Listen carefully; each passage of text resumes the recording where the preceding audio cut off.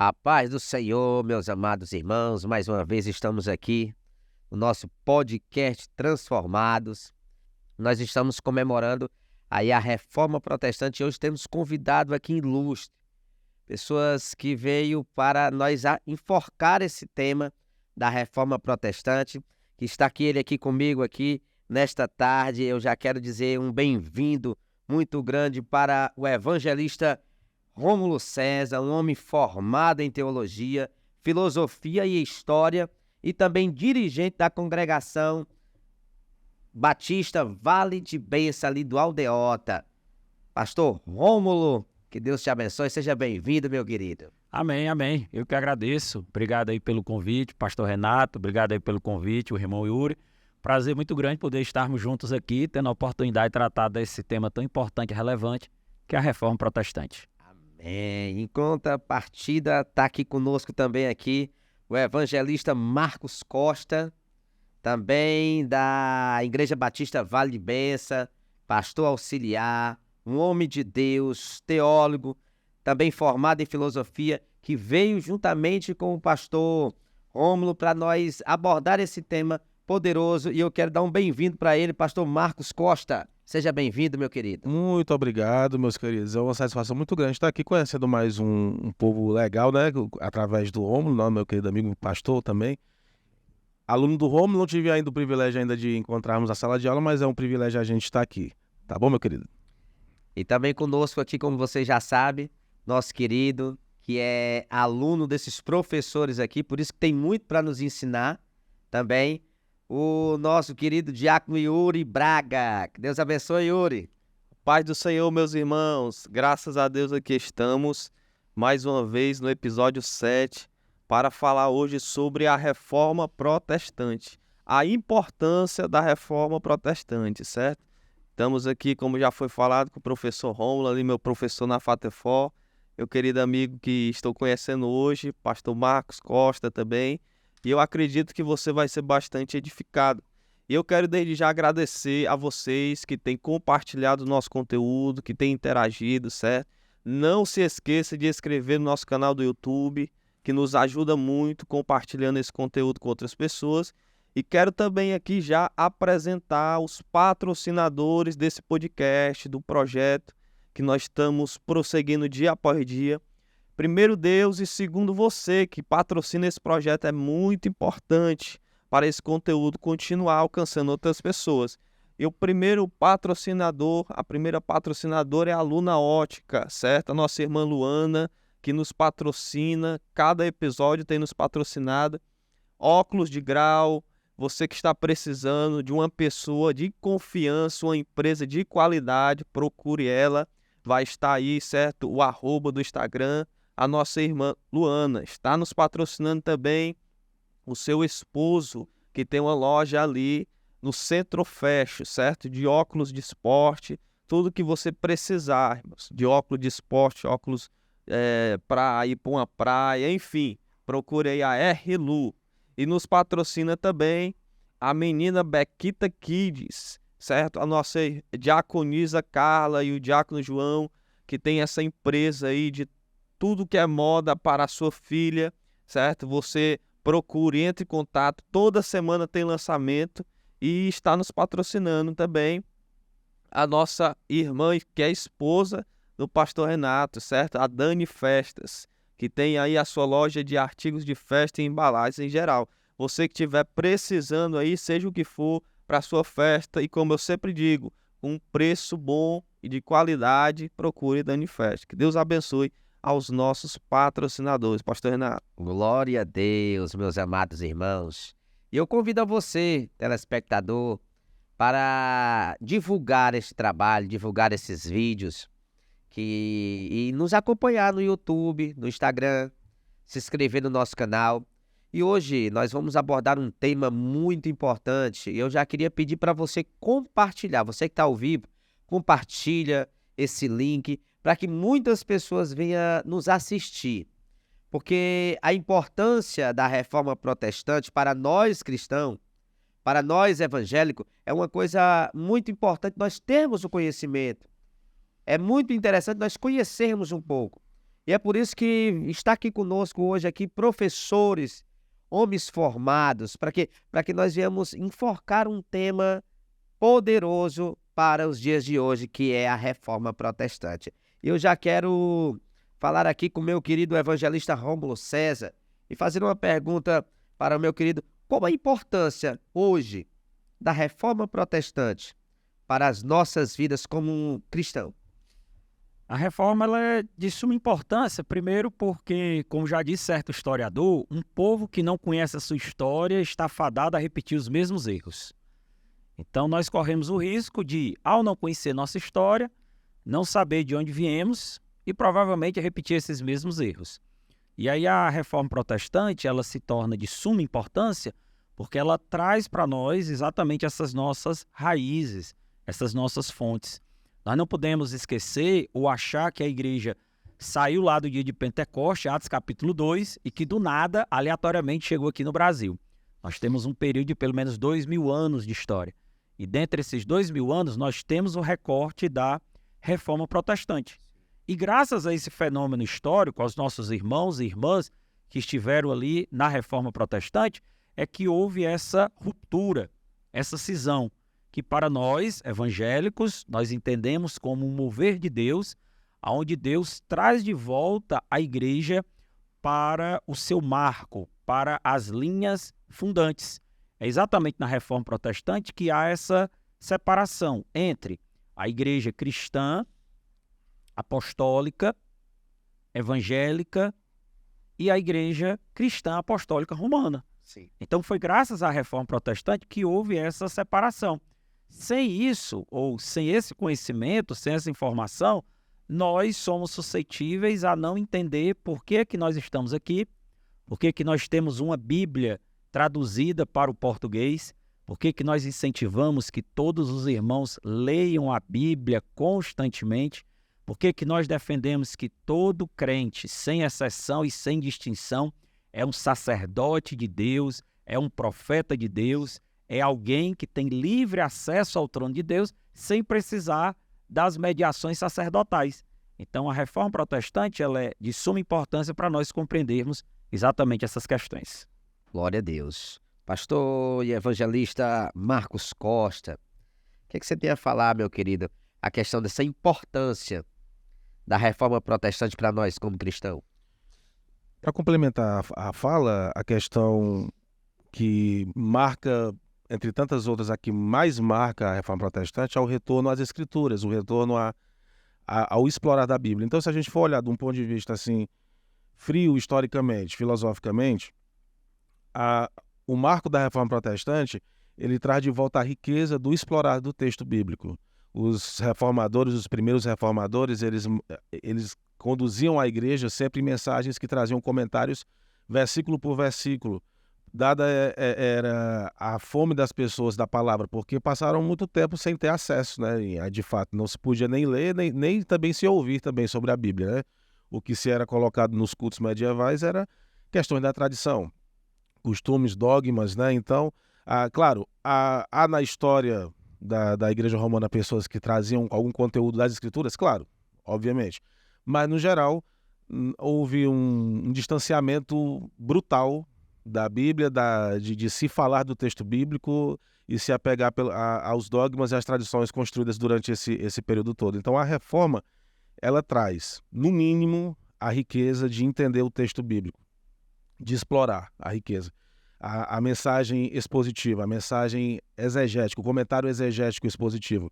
Isto é uma riqueza que a Reforma Protestante traz. Ou seja, se não tivesse acontecido a Reforma Protestante, suponhamos que nós não fôssemos evangélicos, não tivesse acontecido a Reforma, nós teríamos perdido, desperdiçado tantos comentários maravilhosos, tanto explorado estes comentários, estariam desconhecidos, simplesmente desconhecidos da Bíblia, porque estaria tudo...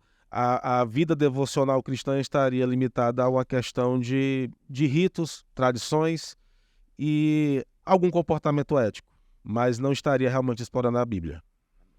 Se o senhor me permite, deixa eu dizer outro detalhe, eu acho de suma importância, e aí pelo menos para nós três nos toca diretamente, para o Marcos não, porque ele ainda é solteiro, né?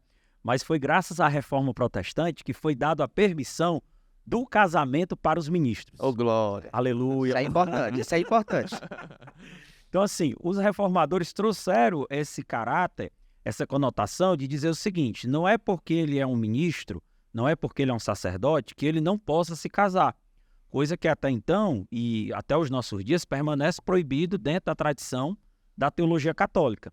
Então, foi graças à Reforma Protestante que os líderes, os sacerdotes, os ministros, tiveram o direito de se casar e continuar com seu ofício sem nenhum problema e sem nenhum constrangimento. Então, isso é outro marco importante. Inclusive, o outro lado vai acusar de ser esse o desejo dos reformadores. Isso. O lado de lá vai acusar, eles queriam era casar e... Essa questão tá dentro das 95 teses? Lutero não chega a apresentar essa questão dentro das 95, porque as 95 teses eram afirmações que Lutero tinha, e que, inclusive, eu acho que é interessante a gente comentar isso. Lutero acreditava que o Papa não estava sabendo, não estava informado de tudo aquilo que estava acontecendo dentro da igreja.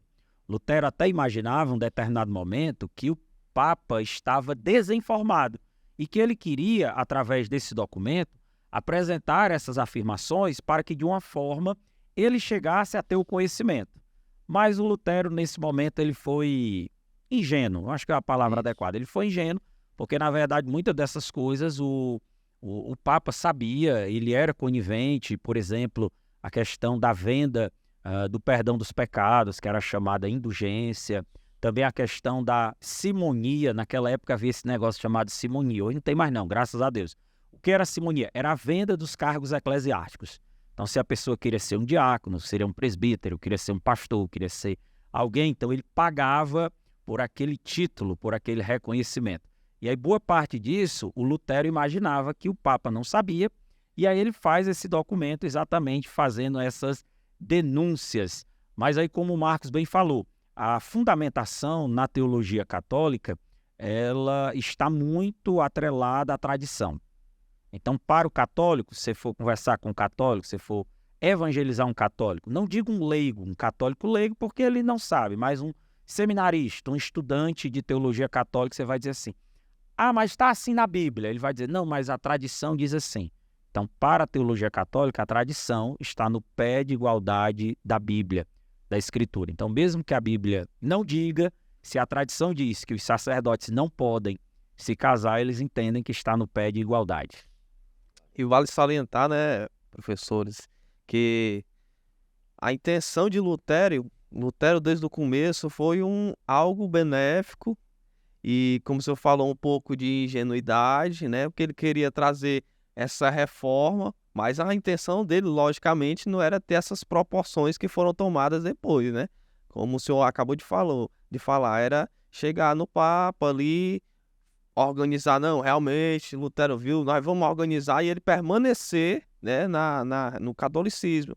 Só que a gente sabe, né, e a gente vai falar sobre isso, que infelizmente para a nossa parte, né, vieram acontecer tudo da Reforma Protestante. E a gente fez uma enquete no nosso Instagram sobre se as pessoas conheciam a Reforma Protestante, já tinham ouvido falar, e muitos cristãos evangélicos com muito tempo na igreja não conhecem, nunca estudaram, nunca ouviram falar a fundo sobre a Reforma Protestante. Por isso o tema, a importância da Reforma Protestante.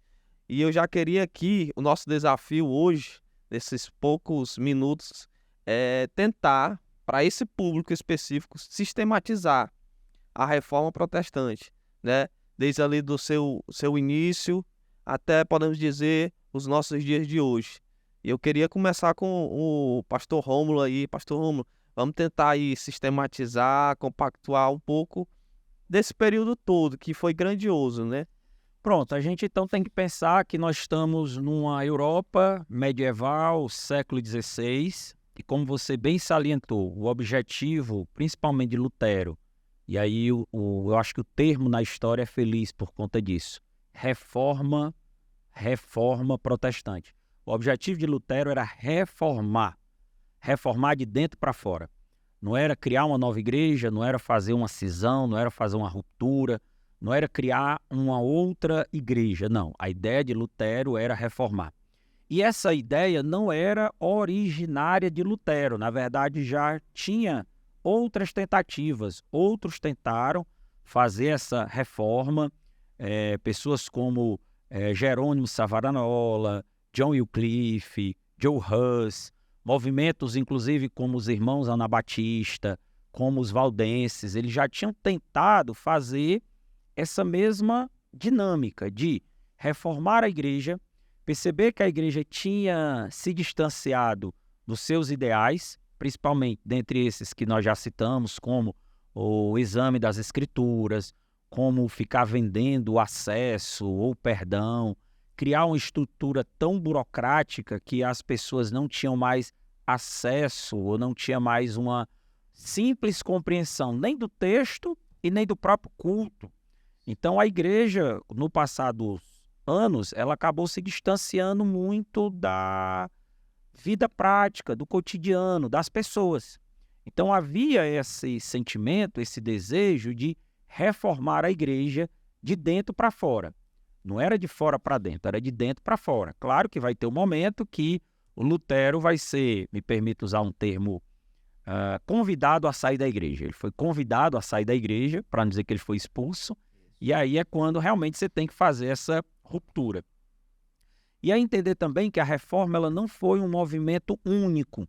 Ela vai acontecendo em lugares e inclusive de formas diferentes. Uma é a reforma que acontece na Alemanha por conta da influência de Lutero. Claro, uma vez que ela acontece na Alemanha pela influência de Lutero, ela também vai acontecer em outros países. Ela vai acontecer na Inglaterra, ela vai acontecer na Suíça, ela vai acontecer no que nós hoje chamamos dos Países Baixos. Então ela vai acontecendo em lugares diferentes, com pessoas diferentes, mas apesar dessas diferenças, eles conseguem ter elementos semelhantes. O primeiro e o mais importante deles é esse que nós já citamos, que o professor Marcos citou, a questão do exame, da leitura, do acesso da Bíblia. E de onde é que vem isso? Vem exatamente de um movimento secular dentro da filosofia, que é o Renascimento. O Renascimento cultural, ele traz essa ideia de examinação das fontes. Nós temos que ir às fontes. Ora, se nós temos que ir às fontes, e eles vão inclusive retornar, vão resgatar textos clássicos da literatura, da cultura, da filosofia, vão resgatar Aristóteles, vão resgatar Platão. Ora, se a ideia ir às fontes é resgatar, para nós cristãos, qual é a nossa fonte? A Bíblia, a Escritura. E aí, nesse contexto, vai surgir uma pessoa, que eu queria até pedir o professor Marcos para falar, que ele tem mais propriedade do que eu, que é o Erasmo de Roterdã. O Erasmo de Roterdã talvez tenha sido o pensador que mais influenciou Lutero. Bom, na história é sempre complicado o se, né? E se não fosse assim? E se?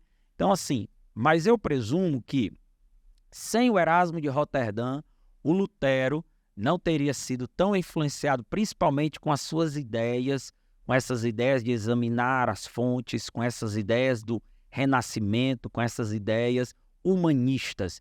Erasmo de Roterdã, um verdadeiro humanista cristão, e toda a reforma protestante ela vai acontecer e acontece por conta desse marco, dessas ideias, dessa florescência ou até desse renascimento cultural que acontece por causa desse movimento. Eu queria pedir que o Marco falasse um pouco sobre isso aí. Muito bem, eu estou até com um livro aqui que eu lancei, junto com o grande doutor, qual é a câmera que pega melhor aqui, né? Aquela lá. Aquela lá, pronto. O grande doutor Marlon Marx, que era para estar aqui com a gente também, né? Marlon Marx. Tá, deu certo? Pronto. Agora sim. Que a direção aqui, super competente. Marlon Marx escreveu o apêndice, trazendo a parte mais teológica do cenário, né? Da questão soteriológica de Erasmo de Roterdã. O conteúdo do livro, a ênfase dele é histórica, né? O apêndice foi teológico, mas a ênfase é histórica sobre o impacto de Erasmo na Reforma Protestante. Bom, eu não sei se é porque eu fui ler muito Erasmo e virei muito fã, mas eu diria que sem ele não teria acontecido realmente, né? Ele realmente influencia de uma forma muito grande, claro. Nós somos cristãos, evangélicos, pentecostais, então nós cremos, evidentemente, que Deus estava abrindo as portas e comandando tudo. Mas então Erasmo de Roterdã foi esse personagem que influencia os grandes e os poderosos. E quando se pergunta sobre a importância da Reforma Protestante, eu creio que a gente sempre vai ter que dar essa ênfase, que entender o nosso passado, entender a história, é entender por que as coisas são como são. Por que nós estamos vivendo o que vivemos, por que nossa expressão religiosa contém as coisas que contém hoje, as ramificações, tudo isso é importante para a gente compreender. É preciso voltar à história, é preciso entender a história. Então, Erasmo de Roterdã, ele foi um homem que revolucionou devido à sua arte. E para falar até mais sobre essa questão da arte, porque já foi citado, o Rômulo falou sobre o renascimento cultural, que é uma revolução, sobretudo, artística e filosófica. Você tem um retorno aos clássicos gregos, à filosofia grega, e você tem uma busca ao desenvolvimento da arte, da pintura. A gente sempre lembra daqueles nomes da Michelangelo, Donatello. É só lembrar dos Tartaruga Ninja, né? Sim. É só lembrar ali. Aí você tem todos esses homens, Leonardo da Vinci, talvez o mais conhecido. Só que é curioso, quando você vai na história, você percebe que o maior nome na época, além destes, mais respeitado que estes Tartarugas Ninjas, era o Erasmo. Erasmo de Roterdã. Ele foi, devia ser o nome do lobo lá, né? Devia ser o Erasmo, o lobo, né? Então, o Erasmo de Roterdã, ele foi o...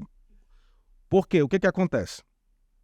Os demais humanistas da época, eles tiveram uma ênfase muito grande na filosofia e na arte e acabaram esquecendo um pouco a espiritualidade, que é um risco. A pessoa começa a gostar demais da filosofia, é um risco. Ela começa a gostar demais da arte, é um risco ela esquecer o principal, que é Deus. E Erasmo foi justamente aquele que fez a síntese da busca do desenvolvimento das habilidades humanas, da sabedoria humana, com a busca de um fervor espiritual poderoso na pessoa de Jesus Cristo e no exemplo de vida de Jesus Cristo. União, filosofia e teologia, né? Erasmo de Roterdã é perfeitamente essa união. Quando a gente... Que é um mito para muitos hoje, né? Porque a gente escuta falar demais. Filosofia, pelo amor de Deus, rapaz, vai morrer. Se a teologia trata isso, que mata o crente, imagine essa união. Né?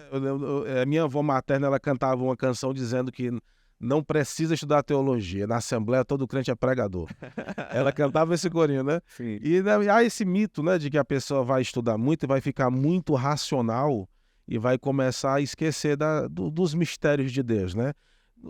E isso acontece na história, mas por vertentes diferentes de teologia. Há vertentes que realmente vão querer anular o milagre, vão querer anular passagens que não se pode provar racionalmente, mas são vertentes. A teologia bíblica, ela é uma teologia completa, que faz a gente mergulhar na Bíblia.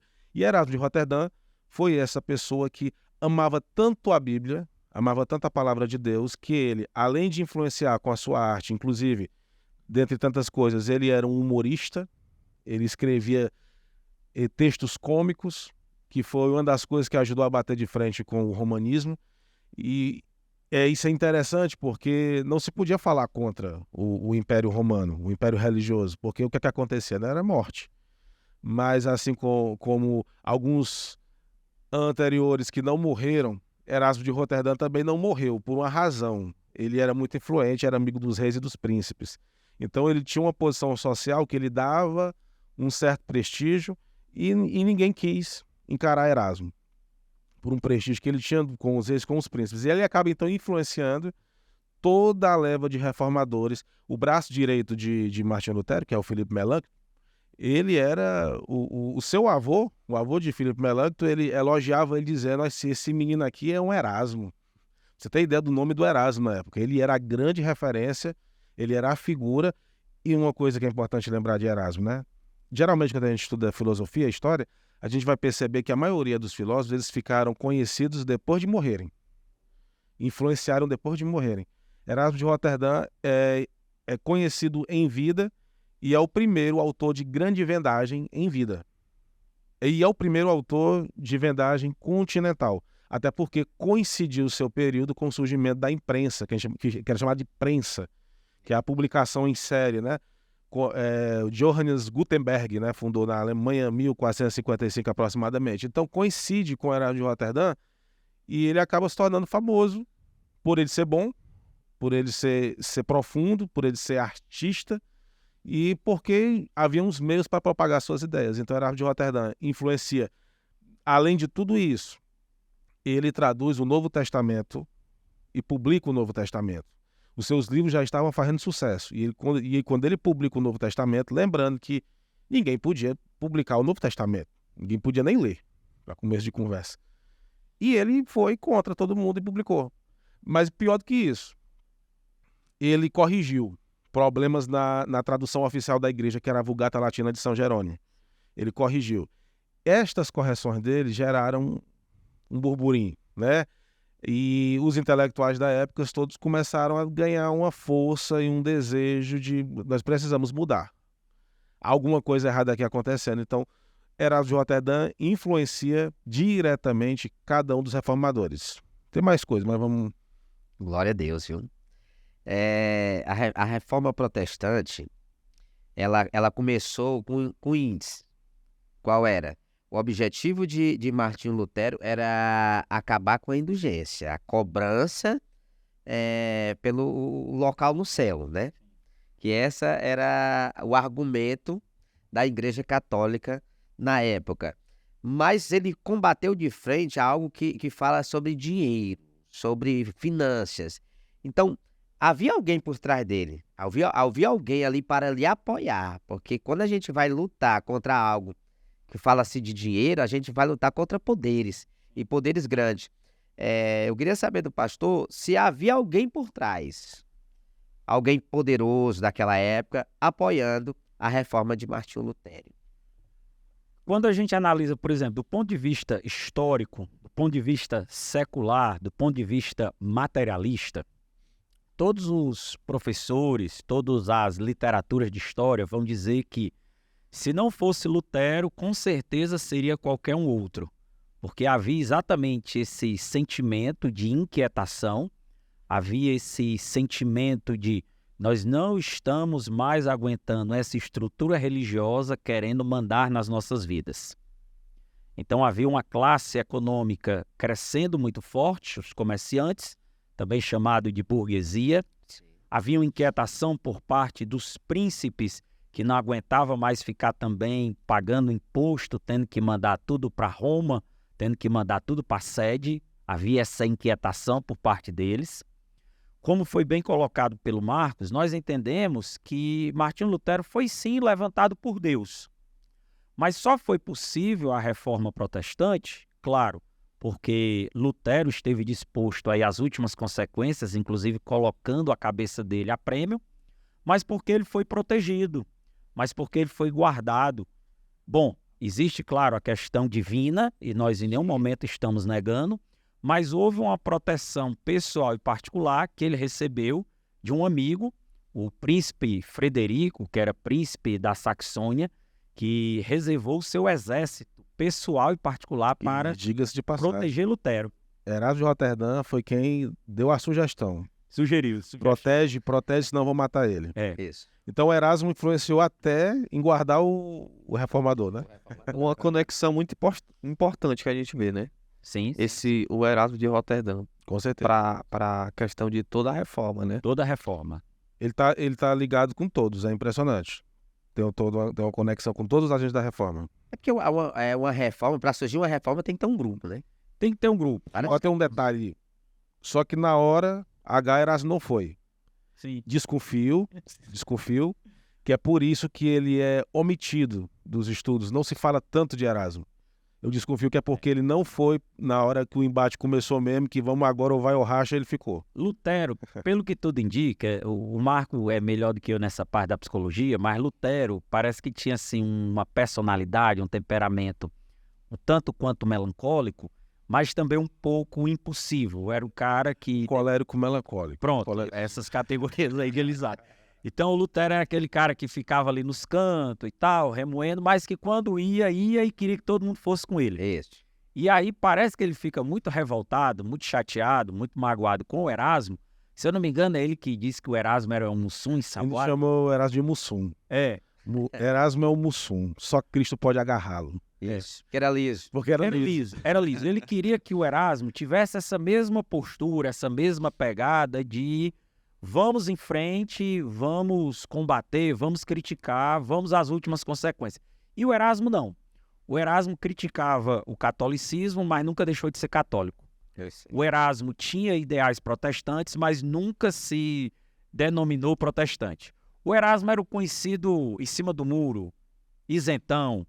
Era aquele que, quando ele queria criticar, ele criticava. Ele não O tinha Erasmo problema. era na Bíblia o José de Arimateia. Ou o Nicodemos. Ou o Nicodemos. Pronto. É verdade.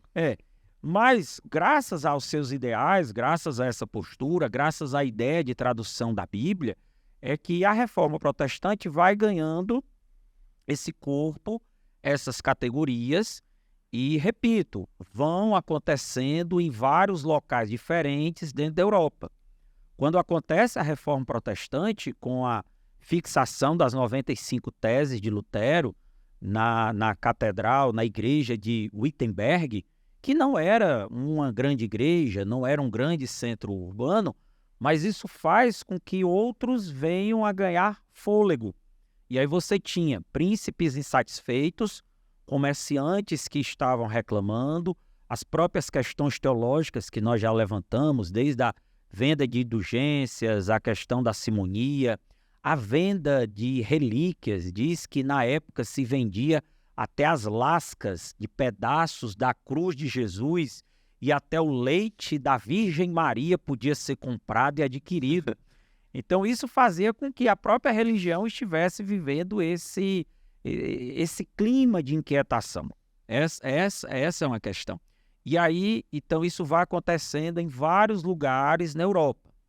Claro, o ideal não era a reforma, ou melhor, o objetivo era reformar, mas não era criar essa nova igreja, mas de repente ele se vê meio que obrigado. Em alguns locais isso foge do controle, inclusive na própria Alemanha do Lutero, porque quando o pessoal vê o Lutero batendo de frente, eles entendem que deveriam literalmente bater de frente. Invadem a igreja, quebram imagens, quebram vidraçarias, a ponto do próprio Lutero ter que dizer: ei pessoal, não é isso não. Não é isso não, vocês estão indo longe demais, vocês estão exagerando na nossa ideia. E aí tem esse movimento de tentar organizar o movimento, de tentar colocar pelo menos um freio e dizer, ó, não é tudo isso também. O que é que nós queremos? Reformar, melhorar, organizar a igreja. Mas a igreja não quer isso, então nós temos que romper. Ok, vai romper, vai, mas também não é para sair quebrando tudo, não é para sair destruindo tudo. Principalmente porque é mais ou menos o que acontece. Às vezes o pessoal, em nome de uma causa, de uma briga, às vezes esquece que tem indefesos no meio. Tem pessoas que não estão diretamente envolvidas e que acabam sendo vítimas desse problema. É só você olhar as histórias das guerras. As guerras mostram isso para nós. Então a reforma protestante ela tem que tentar se ajustar, mas repito, é um movimento que acontece. Bom, havia esse sentimento por parte desses grupos, mas que ele vai tentar se organizar até para também não exagerar e não extrapolar. Então a gente tem tentado aqui, né, você que está nos assistindo, deixar bastante organizado, sistematizado para você entender. Existiu essa grande influência de Lutero por parte de Erasmo, né, como a gente viu aqui, esse apoio dos governantes, dos comerciantes, a burguesia, enfim, para a gente tentar e começar a fazer essa reforma, né? Como foi falado que muitos outros já tentaram, né? Já iniciaram ali, mas eu queria, professores e pastores aí, que a gente falasse um pouco mais sobre essa questão em que ele escreveu as 95, né, teses, as principais teses que a gente hoje fala, né, as 5 principais, e essa ênfase que Lutero deu após ele colocar na igreja, como foi falado, colocar lá pregado na porta da igreja, e toda essa repercussão que trouxe essas 95 teses, e para hoje a gente cita muito essas 5 principais teses, né, Queria que vocês falassem um pouco mais sobre essas teses de Lutero. Eu vou deixar para o Rômulo comentar as teses, mas eu queria comentar algo que eu acho que para esclarecer mais ainda quem está nos assistindo e quem vai nos assistir depois, né, também, né? A questão da... Entender a reforma protestante, é bom a gente sempre lembrar o quê? Que a igreja, ela nasce sendo uma igreja... na cabeça dos primeiros cristãos, eles ainda eram judeus. Então, tudo isso é um processo. Tudo isso é uma reforma, na verdade. A igreja ela vem se reformando. Eles achavam que eram judeus ainda, que faziam parte ainda da sinagoga. Daí vem aquela questão, a igreja primitiva guardava o sábado, né? Aquela questão, sim, os judeus guardavam o sábado. Só que quando os gentios começaram a se converter, então eles não tinham por que ir para a sinagoga. Mas enfim, só para a gente entender, houve uma igreja que foi acontecendo e se ajustando, a igreja primitiva. Posteriormente, depois da morte dos apóstolos, o que é que a gente encontra? Uma igreja que vai se tornando lentamente um Estado. Então ela se torna um Estado, mas isso não é um processo rápido, isso é demorado. 3 séculos, aproximadamente, ela começa, então, essa politização da igreja, ela se transformando em Estado, que é um problema muito sério. Mas ela dá um passo maior. Ela não é mais uma igreja-Estado, ela é uma igreja soberana. E aí, então, a gente tem o que era um Império Romano, agora a gente tem o Sacro Império Romano, dando aqui uns saltos bem grandes na história. Então ela se torna algo poderoso. O bispo, que era o bispo local de uma cidade de Roma, por exemplo, o bispo de Roma, ele passa a ganhar o nome, né, de Papa. Então isso acontece em um momento em que este Sacro Império Romano se funde religião com império.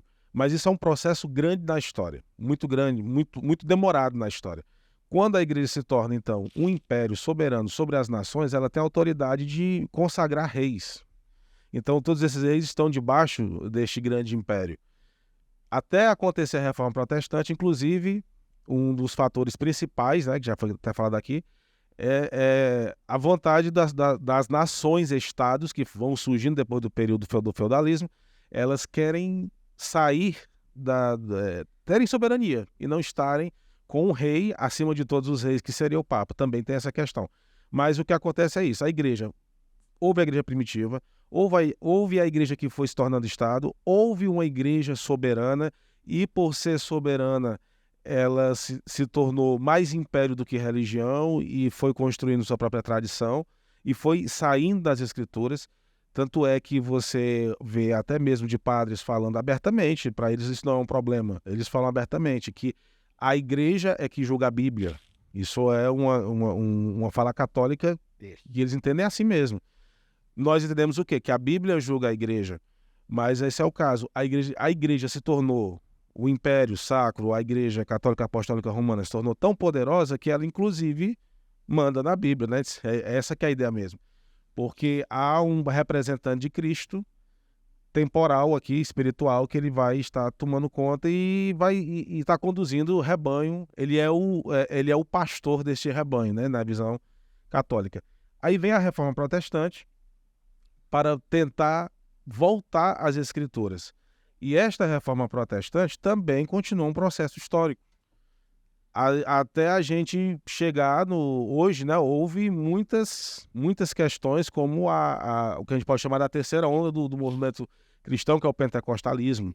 Se desse tempo, a gente também falaria um pouco do pentecostalismo, né? Mas, enfim, só para tentar clarear, esse processo é um processo histórico demorado. E a reforma protestante é um retorno às escrituras. Então, basicamente, para a gente entender qual é a importância da reforma protestante, entender que houve um movimento que tentou buscar a preeminência, a veracidade, a importância, o fundamento das escrituras sagradas. Perfeito. E aí, quando a gente fala, por exemplo, dessa questão das teses de Lutero, o que é que Lutero realmente mais combatia? O que é que ele olhou? E aí ele foi em Roma, ele chegou a visitar Roma, ele chegou a ver, e aí o que é que ele percebeu? O que é que ele percebeu assim de isso está errado? A questão das indulgências, que nós já tratamos, a questão da venda dos cargos eclesiásticos, a simonia, que a gente já falou, a questão dessas relíquias, os relicários que se vendia do leite da Virgem Maria, as lascas da cruz de Jesus, a objetos consagrados, a garrafa d'água, não, garrafa d'água é no nossos dias, né? Mas tudo que fosse objetos, não tinha Sal, não tinha Rosa, não tinha esses outros, mas tinha os deles lá, né? Ele percebeu também uma grande corrupção, imoralidade, depravação dentro do clero, dentro dos líderes religiosos. Historiadores dizem que haviam prostíbulos exclusivos só para líderes religiosos em Roma. E aí Lutero vê tudo aquilo e aquilo ali deixa ele assustado, escandalizado. Ele é um jovem que tinha feito um voto de servir a Deus, tenta dedicar a sua vida e percebe que a instituição que ele faz parte não é nada daquilo.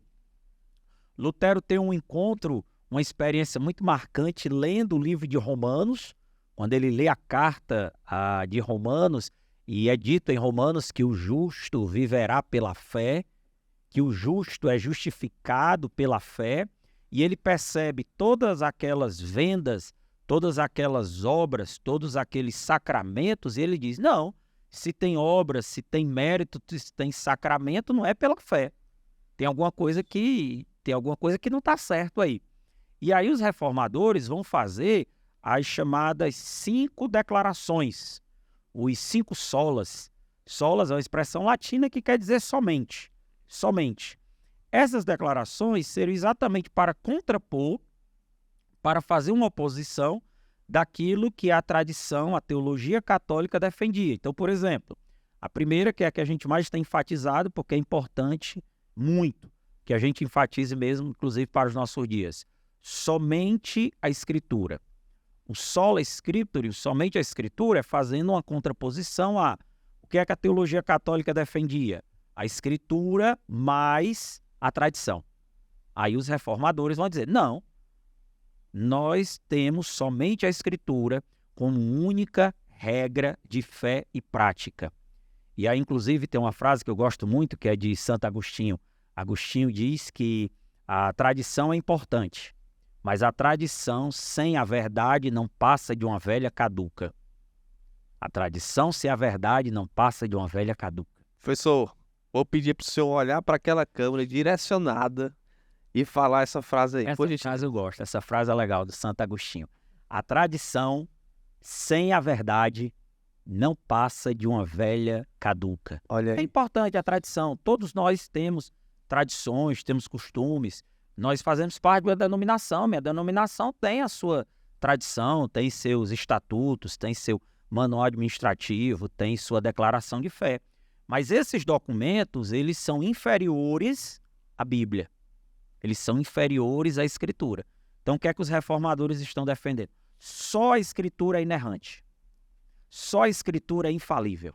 Só a Escritura é palavra de Deus, autoridade última e definitiva, sendo a nossa única regra de fé e prática. Todos os outros textos, documentos, livros, seja o que for, ele tem a sua importância, mas ele pode conter erros, ele pode falhar e esses documentos precisam ser, vez por outra, revistos, revisionados, atualizados. A Bíblia não. A Bíblia não precisa de atualização, a Bíblia não precisa se adequar ao modelo de ninguém, a Bíblia não precisa estar na moda. Aliás, como adora minha filha, nós cristãos não seguimos a moda, nós seguimos a Bíblia. Ah, mas não está na moda, não tem problema, o importante é que está na Bíblia. Estando na Bíblia que vale para nós. Então, o que é que eles estão combatendo? Primeiro isso, só a Escritura e não a tradição. Aí depois eles vão, por exemplo, somente a fé, o sola fide, somente a fé que é necessária para nos justificar diante de Deus. O que é que a tradição católica dizia? A fé mais as obras. Observe que sempre a tradição católica vai adicionar, vai acrescentar, vai dizer mais alguma coisa. Os reformadores vão dizer, não, nós só precisamos da fé. Romanos 5:1, justificado, pois, pela fé, temos paz com Deus por meio de nosso Senhor Jesus Cristo. Então, nós só precisamos da fé. Claro, depois, como consequência daquele que tem fé, as obras vai vir. É o que vai dizer nosso irmão Tiago lá na sua epístola. Mas o que é que a tradição católica dizia? Não, tem que ter as obras, tem que acompanhar as obras, porque se não for com as obras... E aí fazia toda essa teologia da indulgência, das relíquias, dos sacramentos para poder validar as obras. Os reformadores vêm para dizer, não, somente a fé é única e é suficiente para garantir a nossa salvação. Quer acrescentar, meu amigo Marcos? Lembrando aqui, voltando um pouquinho o dito ao que havia de esculhambação, falando logo no popular, logo do Ceará, né? Erasmo Rotterdam era muito espirituoso, né? Ele fazia alguns xistes, né? Algumas piadas, alguns gracejos. Aí ele criticava muito com isso. E ele dizia o seguinte, né? Dizem que o anticristo será filho de um padre com uma freira. Se for verdade, já deve ter um monte de anticristo por aí. E imagine falar isso naquele período, né? Era corajoso demais, Erasmo, né? Mas é isso. Havia, então, um descrédito moral muito grande, né? Muito grande na igreja. E sobre a questão da fé, né? Do somente a fé, é importante a gente lembrar a essência deste ponto que transformou a vida de Lutero, que dá cara à Reforma Protestante, é entender que não são os nossos méritos, não é o que a gente faz, porque é muito complicado esse ponto do somente a fé, né? Porque até há uma confusão posterior de Tiago, né? Por causa de Tiago, Lutero mesmo tinha como problema lá com a carta de Tiago, mas o ponto é esse, que a justificação pela fé é que não somos nós que nos justificamos. A obra que nós fazemos é consequência daquilo que nós recebemos de Deus. Não é porque a gente dá uma esmola, por exemplo, que a gente, como foi ensinado, eu quando era criança, eu ouvi um mito de que há o livro da vida no céu e o nosso nome está lá escrito e ele fica em negrito quando você faz coisas boas e ele vai se apagando quando você faz coisas ruins. E se você fizer coisa ruim até desaparecer, você perdeu, tá ferrado. Isso eu aprendi quando era criança. E não está aí na Bíblia, em canto nenhum isso. Na verdade, a nossa salvação, a nossa justificação é pela fé. Ou seja, não é pelo que nós fazemos, é por quem nós conhecemos. E aí aqui está o ponto. Nós conhecemos de fato a Cristo, conhecemos de fato a Deus, porque é o conhecimento dele, o relacionamento com ele, é que realmente nos faz ter a certeza que nós somos salvos.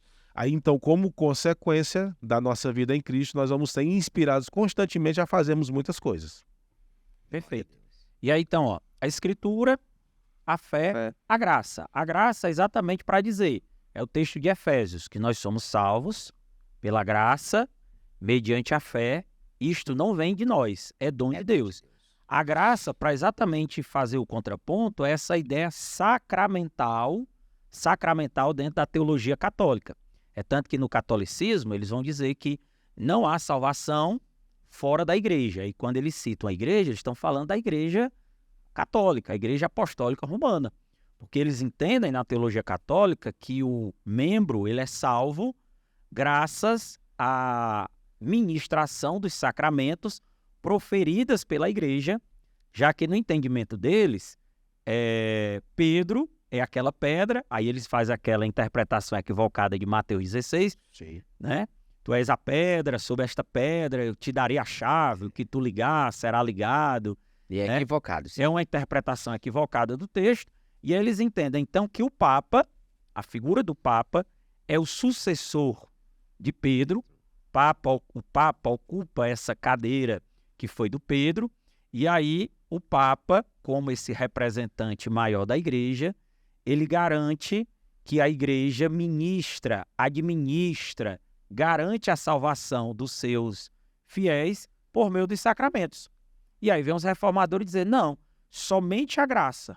A graça é o único elemento necessário para a nossa salvação, porque nós somos salvos de graça, pela graça, com a graça, porque sem a graça não teria nem graça, né? Então é a graça que vai garantir exatamente isso.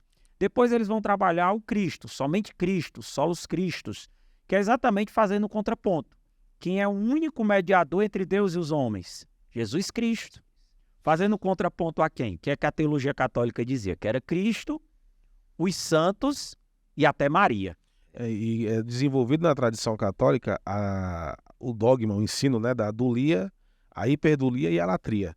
O que era a dulia? A veneração aos santos. Eles vão nos ajudar a chegar em algum lugar, né, a realizar alguma coisa. O que seria a hiperdulia? A veneração a Maria. Então há toda uma mariologia desenvolvida sobre isso, né? Que ela é intercessora, que ela é a porta do céu e muitas coisas mais.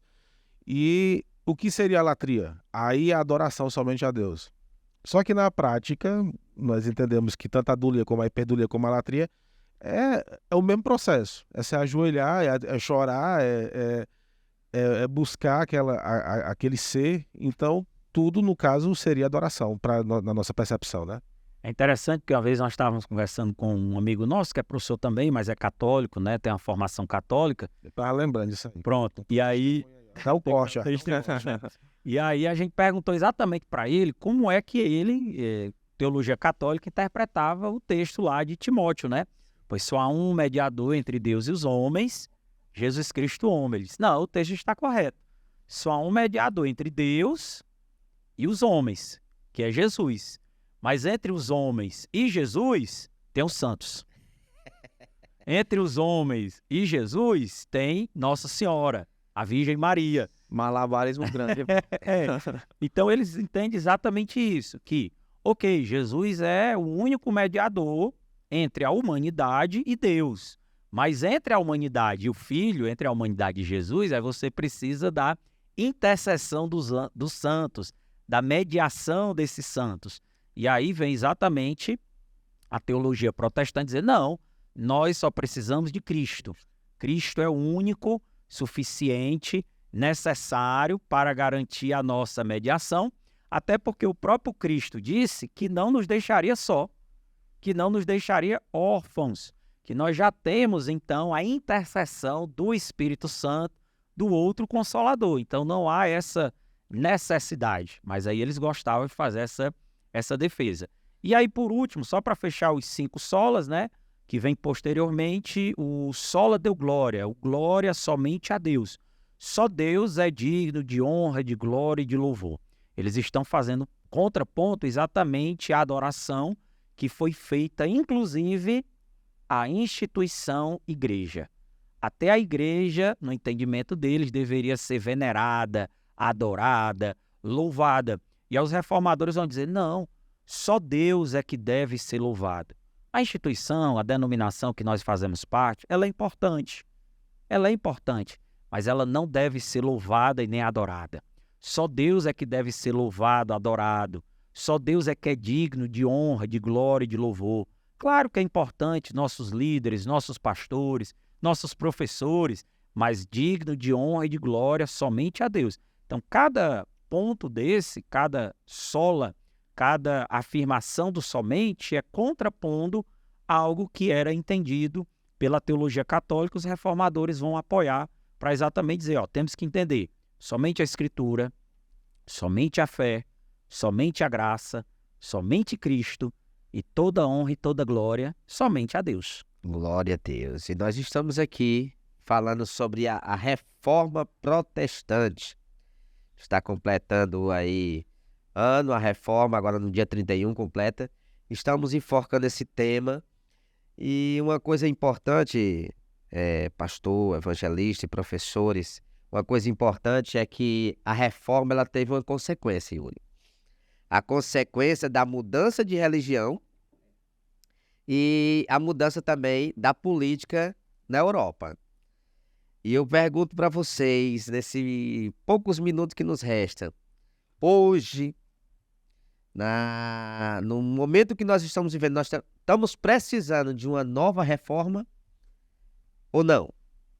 Sim, o próprio lema da reforma, e o pastor Marcos vai complementar, a igreja reformada e sempre reformando.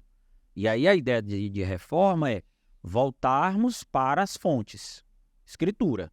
Não é que a Escritura precisa ser reformada ou atualizada. Não, nós é que precisamos nos voltar para ela e perceber que pontos a igreja tem errado, tem se equivocado, olhando e tendo como referência a Escritura.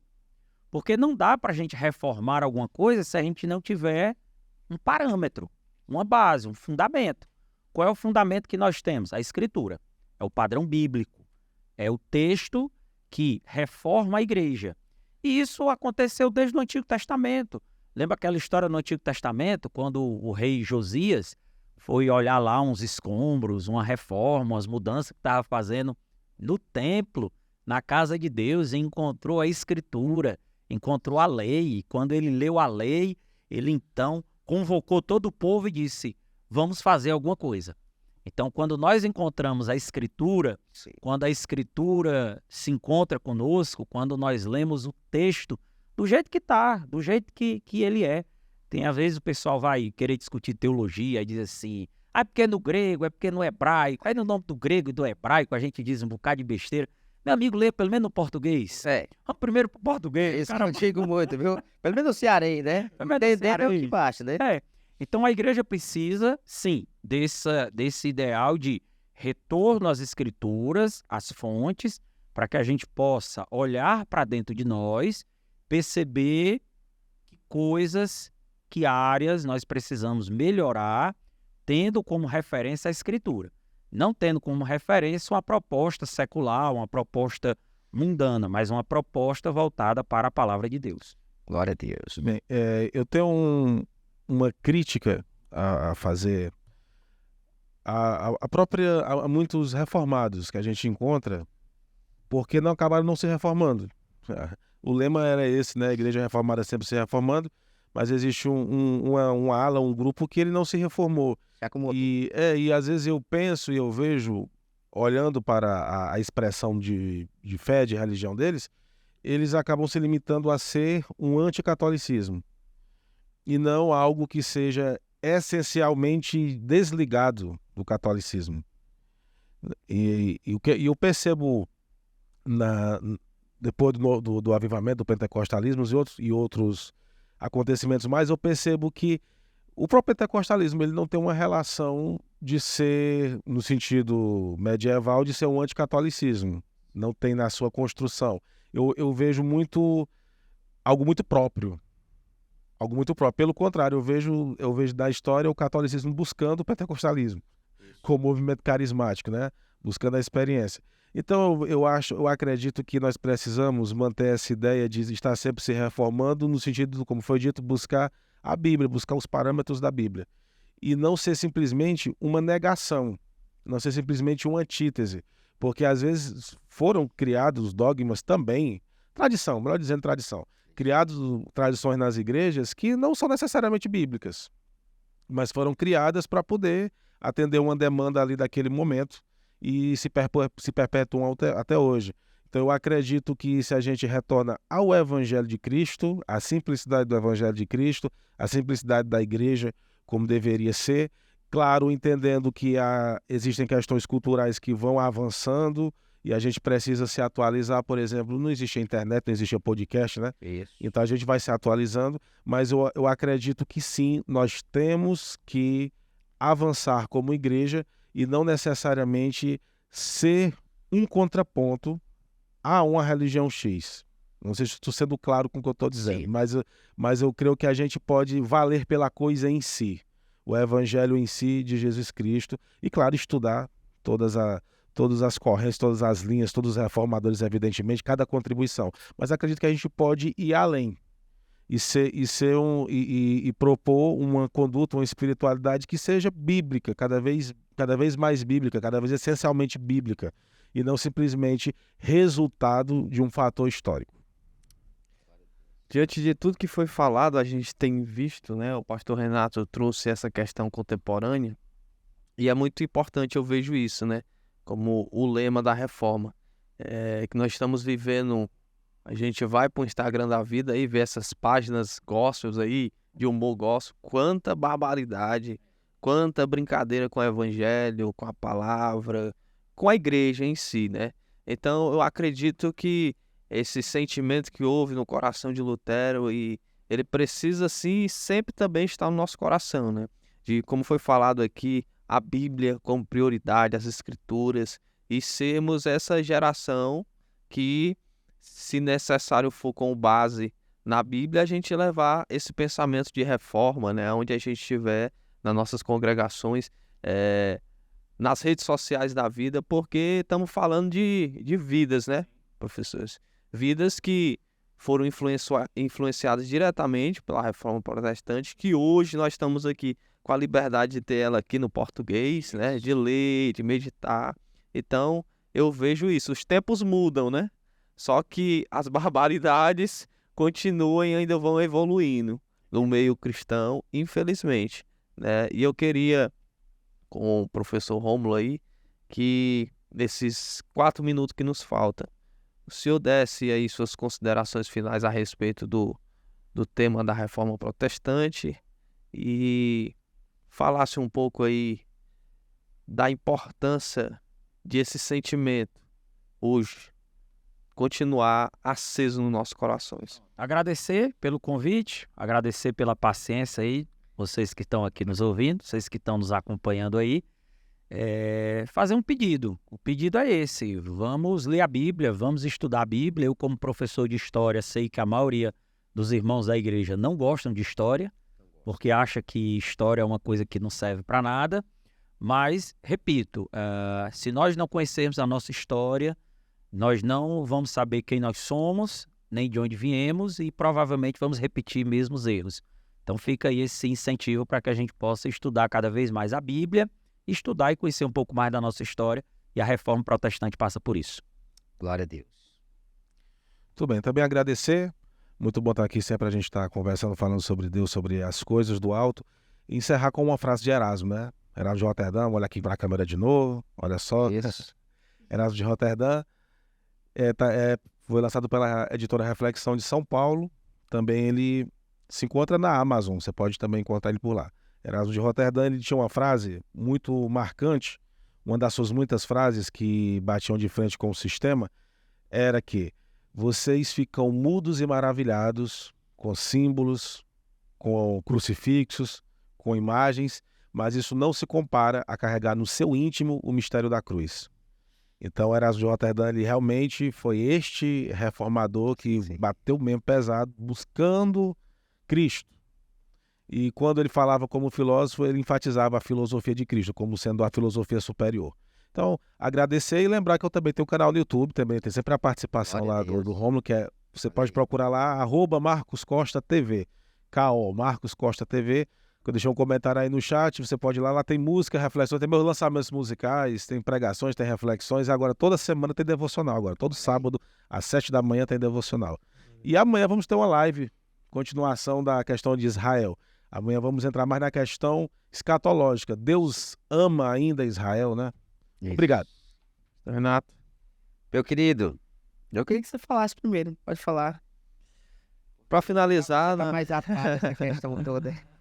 Para finalizar aqui o nosso tempo, né, eu gostaria de direcionar a fala aos nossos irmãos que vão estar nos assistindo, que a gente volte a priorizar a Bíblia Sagrada. Principalmente nós, evangélicos, cristãos, aos estudos, né? Eu sou, lá na congregação, professor de estudo bíblico e vejo quanto nós temos se distanciado do estudo, da leitura, do devocional, que foi algo que muitos suaram, lutaram para a gente ter hoje aqui esse acesso e nós desprezamos.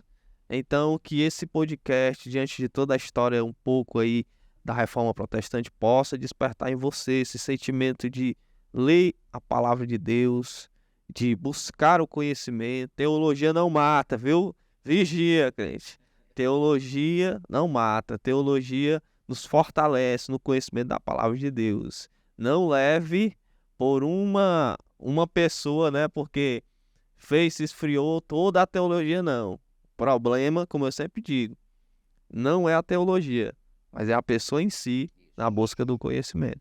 Com certeza, glória a Deus, e eu quero desde já agradecer. Agradecer em primeiro lugar a Deus por nós estarmos aqui, ao Rômulo, a também o Marcos com K, né? Então, e também ao Yuri. Eu quero agradecer aos telespectadores de ter tido essa paciência de estar aqui conosco, nos ouvindo. A Reforma Protestante, ela é tão importante para as nossas vidas, que até hoje, como foi dito aqui, nós devemos continuar nos reformando, não reformando de forma de protesto contra a igreja, mas se reformando a nossa própria vida para continuar na presença de Deus, buscando a Deus e viver como Martinho Lutero já falou, viver pela fé, sendo justificado pela fé.